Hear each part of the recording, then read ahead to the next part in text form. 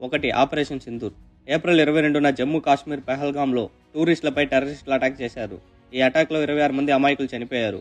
దీనికి ఖచ్చితంగా పాకిస్తాన్ టెర్రరిస్టులకు బుద్ధి చెప్పాలని భారత ప్రభుత్వం నిర్ణయించుకుంది. భారత సైన్యం మరియు వైమానిక దళం కలిసి ఆపరేషన్ సింధూర్ను స్టార్ట్ చేశారు. మే 7 నుండి 10 వరకు జరిగిన ఆపరేషన్లో భారత్, పాకిస్తాన్ ఆక్రమిత కాశ్మీర్లో ఉన్న టెర్రరిస్ట్ క్యాంప్స్పై సర్జికల్ స్ట్రైక్స్ మరియు ఎయిర్ స్ట్రైక్స్ జరిపాయి. ఈ దాడిలో పాకిస్తాన్ టెర్రరిస్ట్ క్యాంప్స్ ధ్వంసమయ్యాయి. ఇది పూర్తి స్థాయి యుద్ధం కాకపోయినా 1971 తర్వాత ఇది ఒక అతిపెద్ద మిలిటరీ కాన్ఫ్లిక్ట్గా నిలిచింది. పాకిస్తాన్ మిలిటరీకి సంబంధించిన మేజర్ ఇండియాకి కాల్ చేసి సీజ్ ఫైర్ కోరడంతో మే 10న ఆపరేషన్ సింధూర్ను ఇండియా స్టాప్ చేసింది. ఈ ఆపరేషన్ సింధూర్ వల్ల భారతదేశం మిలిటరీ వ్యవస్థ ఎంత స్ట్రాంగో ప్రపంచ దేశాలకు తెలియజేసింది. 2. ఇస్రో స్పేస్ ట్యాకింగ్ ప్రయోగం. 2025లో భారత అంతరిక్ష పరిశోధన సంస్థ ఇస్రో మరొక అద్భుత విజయాన్ని సాధించింది. అదే స్పేస్ ట్యాకింగ్ ఎక్స్పెరిమెంట్. అంతరిక్షంలో 2 వేర్వేరు శాటిలైట్స్ ఒకదానితో ఒకటి అనుసంధానించడం, డాకింగ్ అనే కష్టమైన ప్రక్రియలో ఇస్రో విజయం సాధించింది. ఈ టెక్నాలజీ వల్ల భవిష్యత్తులో శాటిలైట్స్కి అంతరిక్షంలోనే ఇంధనం ఫిల్ చేయడం సాధ్యమవుతుంది. అలాగే చెడిపోయిన శాటిలైట్స్ని రిపేర్ చేయడం, రీప్లేస్ చేయడం కూడా ఈ టెక్నాలజీతో సాధ్యమవుతుంది. భవిష్యత్తులో భారత్ సొంతంగా నిర్మించబోయే భారతీయ అంతరిక్ష కేంద్ర నిర్మాణానికి కూడా ఈ టెక్నాలజీ బాగా ఉపయోగపడుతుంది. ఈ విజయం వల్ల అమెరికా, చైనా, రష్యా వంటి దేశాలలాగా మన భారతదేశం కూడా అడ్వాన్స్ స్పేస్ టెక్నాలజీ దేశంగా మారింది. 3. ఢిల్లీ అసెంబ్లీ ఎన్నికలు. 2025 ఫిబ్రవరిలో జరిగిన ఢిల్లీ అసెంబ్లీ ఎన్నికలు భారతీయ రాజకీయ ముఖ చిత్రాన్ని మార్చేశాయి. దాదాపు 27 సంవత్సరాల తర్వాత ఢిల్లీపై భారతీయ జనతా పార్టీ బీజేపీ విజయం సాధించింది. అరవింద్ కేజ్రీవాల్ నాయకత్వంలో వరుసగా 3వసారి అధికారంలోకి రావడానికి ప్రయత్నించినప్పటికీ బీజేపీ క్లీన్ స్వీప్ చేసి ఢిల్లీలో జెండా ఎగురవేసింది. ఈ ఎన్నికల్లో బీజేపీ 70 సీట్లలో 48 సీట్లను కైవసం చేసుకుంది. ముఖ్యమంత్రిగా కొత్త నాయకుడి నియామకం ఢిల్లీ రాజకీయ చరిత్రలో ఒక కొత్త చాప్టర్ని స్టార్ట్ చేసింది. 4. ఎయిర్ ఇండియా విమాన ప్రమాదం.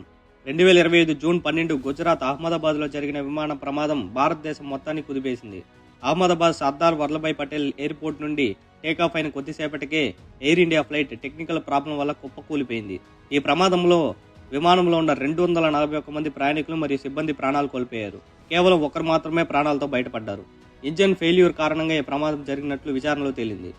ఈ ఘటన తర్వాత భారత విమాన శాఖ DGCA అన్ని విమానాల భద్రతా ప్రమాణాలపై స్ట్రిక్ట్గా రూల్స్ని పాస్ చేసింది.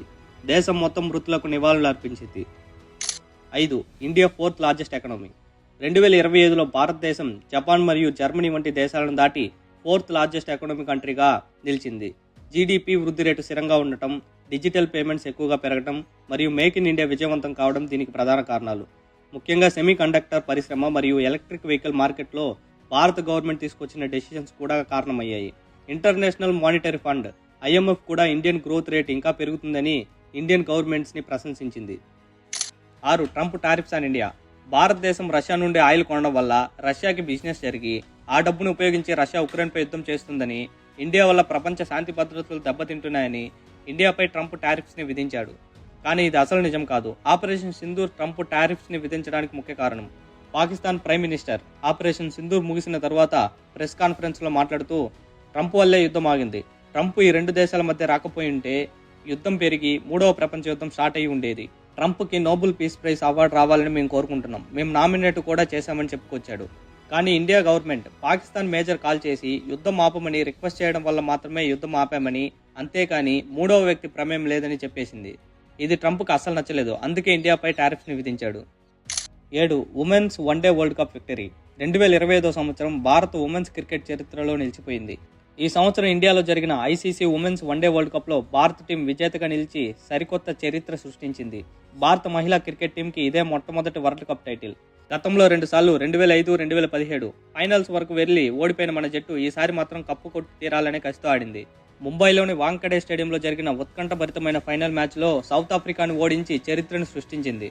మెన్స్ క్రికెట్ టీం 1983లో కపిల్ దేవ్ కెప్టెన్సీలో ఎలాగైతే చరిత్ర సృష్టించిందో 2025లో మహిళా టీం అలాంటి ప్రపంచనాన్ని సృష్టించింది. 8. మేడ్ ఇన్ ఇండియా చిప్ విప్లవం. 2025 సంవత్సరం భారత టెక్నాలజీ రంగంలో ఒక టర్నింగ్ పాయింట్. అస్సాం మరియు గుజరాత్లోని టాటా ఎలక్ట్రానిక్స్ ప్లాంట్ల నుండి మొట్టమొదటి made in India semi conductor chip బయటకు వచ్చింది. సెప్టెంబర్ 2న ప్రధాని మోడీ చేతుల మీదుగా ప్రారంభించబడిన ఈ చిప్స్ ప్రపంచ మార్కెట్లో భారత సత్తాను చాటాయి. ఇప్పటి వరకు చైనా మరియు తైవాన్పై ఈ చిప్స్ కొరకు ఆధారపడ్డాము. కానీ 2025 నుండి మన దేశంలోనే చిప్స్ తయారీ మొదలైంది. ఈ ప్రాజెక్టు వల్ల దాదాపు 50,000 మందికి ఉద్యోగాలు లభించాయి. ఎలక్ట్రానిక్ వస్తువుల ధరలు తగ్గడానికి ఇది ఒక శుభ సూచికం. డిజిటల్ ఇండియా కళలకు ఇది నిజమైన ఊపిరి పోసింది. 9. One nation one election bill. One nation one election bill అంటే దేశవ్యాప్తంగా లోక్సభ, రాష్ట్ర, అసెంబ్లీ ఎన్నికలు ఒకేసారి నిర్వహించడం. ఈ విధానం వల్ల ఎన్నికల ఖర్చులు భారీగా తగ్గుతాయని ప్రభుత్వం చెబుతోంది. తరచూ ఎన్నికల వల్ల వచ్చే మోడల్ కోడ్ ఆఫ్ కండక్ట్ సమస్యలు తగ్గుతాయి. పాలనపై దృష్టి పెరిగి అభివృద్ధి పనులు వేగంగా సాగుతాయని అంచనా.